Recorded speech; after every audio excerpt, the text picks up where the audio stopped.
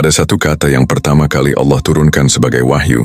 Kata itu bukan tentang ibadah ritual, bukan tentang syariat hukum, bukan tentang politik atau ekonomi.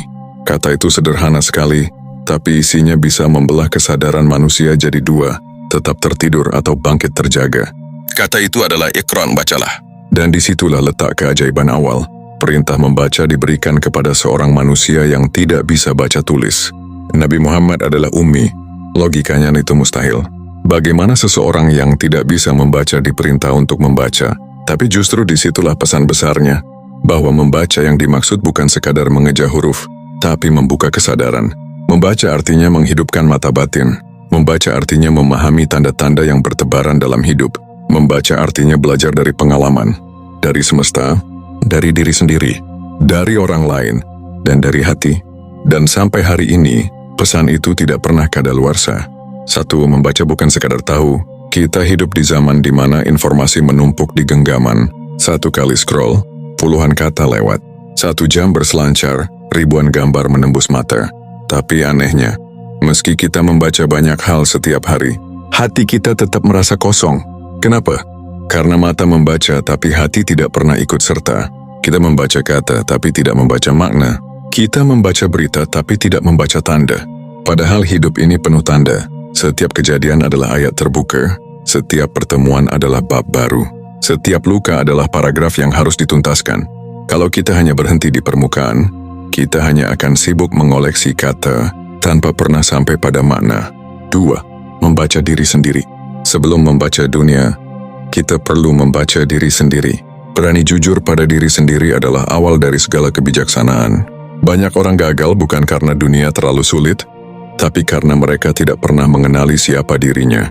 Mereka hidup dengan topeng, berusaha terlihat kuat, sukses, bahagia. Padahal di dalam rapuh, mereka mengejar mimpi orang lain, lalu tersesat di jalan yang bukan miliknya. Membaca diri artinya berani berhenti sejenak lalu bertanya, apa sebenarnya yang aku cari? Apa kelemahan yang terus menjatuhkanku? Apa potensi yang Allah titipkan padaku yang belum aku gunakan? Banyak orang takut membaca dirinya sendiri, karena mereka takut menemukan luka. Tapi justru luka itulah kalimat yang harus dibaca paling dalam. Luka itu adalah ayat yang bisa menuntun kita pulang ke Allah. 3. Membaca pengalaman. Hidup ini ibarat novel panjang. Setiap hari adalah satu halaman. Masalahnya banyak orang malas membaca halaman itu, lalu mengulang kesalahan yang sama. Kalau gagal mereka hanya marah, tanpa membaca kenapa gagal.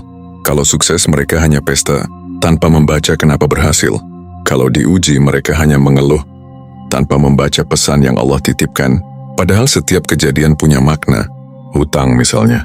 Di permukaan hutang hanya angker, tapi kalau dibaca lebih dalam, hutang bisa jadi guru keras yang mengajarkan kita tentang kesabaran, kedisiplinan dan tawakal. Kehilangan juga begitu. Kehilangan orang tua, pasangan, pekerjaan atau sahabat memang pahit. Tapi kalau dibaca dengan hati, kehilangan itu membacakan pesan bahwa semua yang kita genggam hanyalah titipan dan satu-satunya yang menetap hanyalah Allah. Kalau kita mau membaca, bahkan kegagalan pun bisa jadi kitab yang menumbuhkan kita. 4. Membaca orang lain. Setiap orang yang hadir dalam hidup kita adalah buku berjalan. Ada yang datang untuk menguji kesabaran, ada yang datang untuk menguatkan, ada yang hanya singgah sebentar lalu pergi. Kalau kita tidak bisa membaca orang lain, kita mudah kecewa. Kita berharap semua orang akan tinggal, semua orang akan setia, semua orang akan baik, padahal peran mereka berbeda-beda. Seperti huruf dalam sebuah kalimat. Ada huruf yang hanya sekali muncul, ada yang berulang, ada yang membuat kalimat itu bermakna, ada yang sekadar penghubung. Semuanya punya perannya. Membaca orang lain artinya belajar ikhlas, menerima bahwa tidak semua orang akan sesuai dengan harapan kita. 5. Membaca semesta. Langit, hujan, matahari, malam, pagi, semuanya berbicara, tapi kita jarang mendengarkan. Hujan turun bukan hanya air, itu adalah pesan tentang kesabaran, tentang pembersihan, tentang kehidupan yang tumbuh dari sesuatu yang basah. Malam datang bukan sekadar gelap, tapi undangan untuk hening, untuk istirahat, untuk bercakap dengan diri sendiri. Semesta ini seperti kitab raksasa. Kita hanya perlu belajar membaca bahasanya. 6. Membaca hati. Inilah lapisan terdalam dari Iqra. Hati adalah kitab paling rahasia. Dari hati lahir pandangan. Kalau hati dipenuhi iri, benci, cemas, maka seluruh dunia terbaca buram. Tapi kalau hati jernih, dunia pun terbaca indah. Makanya Nabi Muhammad bersabda, dalam tubuh manusia ada segumpal daging. Jika ia baik, maka baiklah seluruh tubuh. Jika ia rusak, maka rusaklah seluruh tubuh. Ketahuilah, itu adalah hati. Membaca hati artinya berani menyelami diri yang paling dalam. Apa yang sebenarnya kita simpan di sana? Apakah hati kita dipenuhi cahaya? Atau justru penuh kegelapan? 8. Hidup itu perpustakaan. Bayangkan hidup ini seperti perpustakaan besar. Rak-raknya penuh dengan buku berjudul kesabaran, kehilangan, kebahagiaan, kesalahan dan rezeki, doa yang tak kunjung dikabulkan. Sayangnya, banyak orang hanya mondar-mandir di antara rak, sibuk melihat sampul, tapi tak pernah benar-benar membaca. Mereka sibuk bekerja, sibuk mencari uang, sibuk mengejar status, tapi lupa membaca makna dari semua itu. Padahal Iqra adalah perintah hari ini, bukan hanya untuk Nabi Muhammad, tapi untuk setiap kita yang masih bernapas.